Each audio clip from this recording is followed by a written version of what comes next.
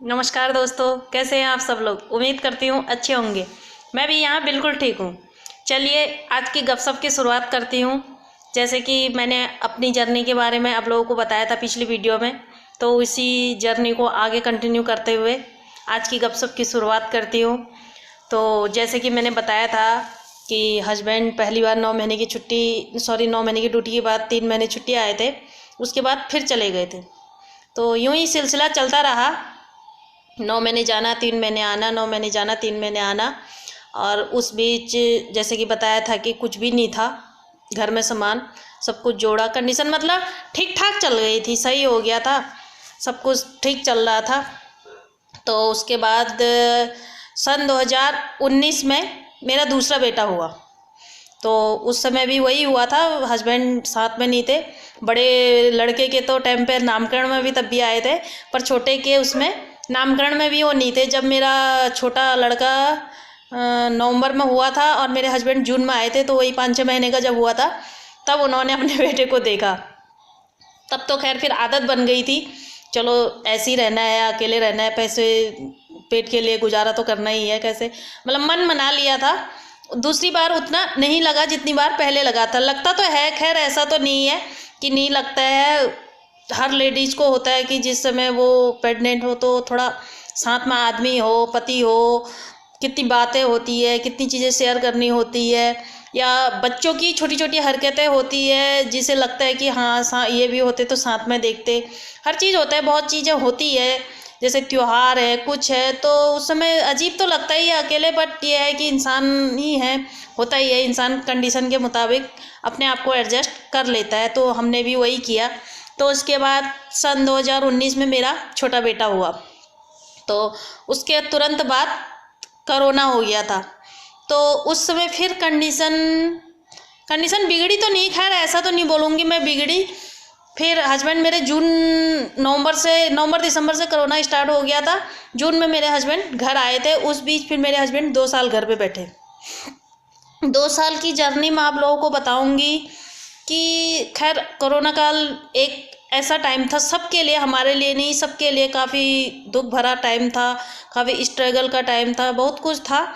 But मैं आप लोगों को ये बताना चाहती हूँ, मेरे लिए वो टाइम अच्छा था। क्यों था वो मैं आप लोगों के साथ शेयर करना चाहूँगी। 2 साल का टाइम घर पे रहना और बेरोजगार रहना, पैसे की मैं ये बोलूँगी कि बहुत दिक्कत तो नहीं आई, ठीक ठाक चल गई थी ज़िंदगी। और ठीक ठाक कैसे चली ये बताती हूँ। नॉनवेज तो मेरे हस्बैंड ने जैसे ही मेरा बेटा होने वाला था छोटा वाला, तो उस समय ही उनका नॉनवेज छूट गया था। और एक चीज़ मैं आपको बताती हूँ, ऑटोमेटिक छूटा। जैसे कि मैंने आपको पिछले वीडियो में बताया था कि मैंने सब कुछ फोर्स करना छोड़ दिया था। तो एक दिन ऐसे ही कहने लगे कि मैं मीट बना रहा था वहाँ ड्यूटी पे, और पता नहीं क्यों बदबू लगी, और उसके बाद से खाने का मन ही नहीं हुआ, बिल्कुल भी नहीं। तो नॉनवेज तो पहले ही छूट गया था, और कोरोना काल के दौरान शराब भी छूट गई। तो यही बोल रही हूँ, तभी जाके मैं मानती हूँ कि कोरोना काल जो 2 साल का पीरियड था, जो घर पे रहे थे, वो टाइम हम लोगों का अच्छा बीता। देखिए क्या होता है, चाहे हम अपने आप को, अपने गुस्से को कितना भी कंट्रोल कर लें, कितना भी आप लोग अपने को समझा लें, बट ये होता है कि जिस समय आदमी बेरोजगार है और वैसी पैसे की दिक्कत है, अगर पीना पाना हो तो कलह होता ही है। बट उसी पीरियड में मेरे हस्बैंड ने शराब भी छोड़ दी थी। और वो 2 साल का पीरियड हम लोगों का बहुत ही अच्छे से निकल गया था। और उसी बीच शराब छूटी, नॉनवेज तो पहले ही छूट गया था कुछ महीने पहले, और उस समय बच्चों की स्कूल की छुट्टियां थी। तो मेरा बेटा अपने योगा में पूरी तरह परफेक्ट हो गया। मैं आने वाली वीडियो में आप लोगों को दिखाऊंगी अपने बेटे का योगा, पूरी तरह से योगा में परफेक्ट हो गया है। तो मैं यही चीज़ आप लोगों को समझाती हूँ कि जब समय बुरा आता है तो उस समय अपने आप को पॉजिटिव रखिए, उस समय अपने आप को हताश मत कीजिए।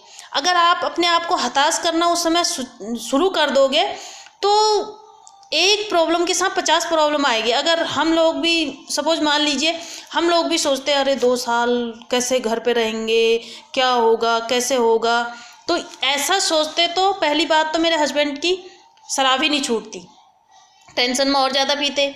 और अगर यही सोचते शराब पीते तो स्वास्थ्य बिगड़ता, पूरे परिवार के लिए दिक्कत की बात थी, पैसों की भी बर्बादी होती। और इन्हीं चीज़ों में सबसे मेन है घर की कलह। घर में दिन रात कलेशबाजी होती, पैसों की बर्बादी होती, स्वास्थ्य की बर्बादी होती, सब कुछ बर्बाद होता है। इसलिए मैं हमेशा आप लोगों को कहती हूँ कि आप हमेशा पॉजिटिव रहिए। और एक होता है ना, मैं तो बोलती हूँ कि लोग कहते किस्मत नहीं बदलती, लेकिन मैंने किस्मत को बदलते हुए देखा है, खुद अपनी किस्मत को बदलते हुए देखा है। और एक चीज़ है, जिस चीज़ को आप ठान लो और वो चीज़ आपके साथ ऑटोमेटिक होने शुरू हो जाती है।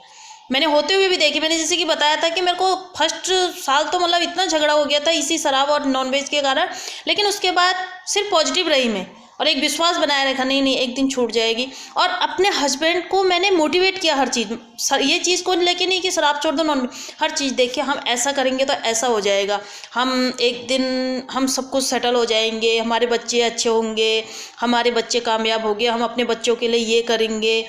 मतलब इस तरह से मैंने अपने हस्बैंड को मोटिवेट किया। तो देखो, हम लोग इंसान ही है, मैं तो ये मानती हूँ कि हम लोग इंसान ही है।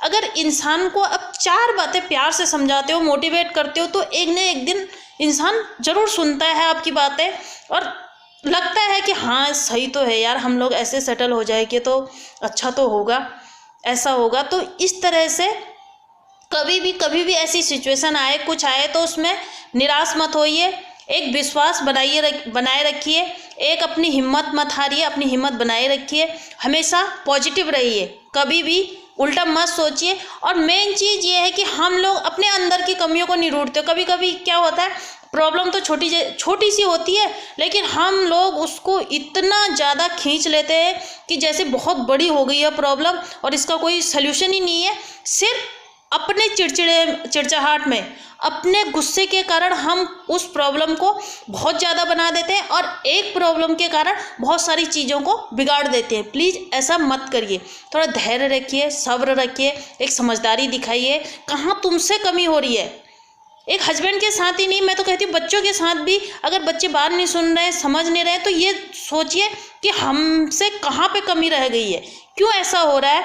और मेन चीज़ है, किसी भी चीज़ को हासिल करने के लिए एक मकसद बना लीजिए अपना, नहीं ये चीज़ तो एक दिन होएगी। अगर आप सच्चे दिल से, मैं बोलती हूँ सच्चे दिल से आप किसी चीज़ की चाह करते हो ना, तो वो चीज़ आपको एक दिन ज़रूर मिलती है। ये मैंने अपने साथ होते हुए देखा है। तो चलिए, आज की गपशप यहीं पर समाप्त करती हूँ।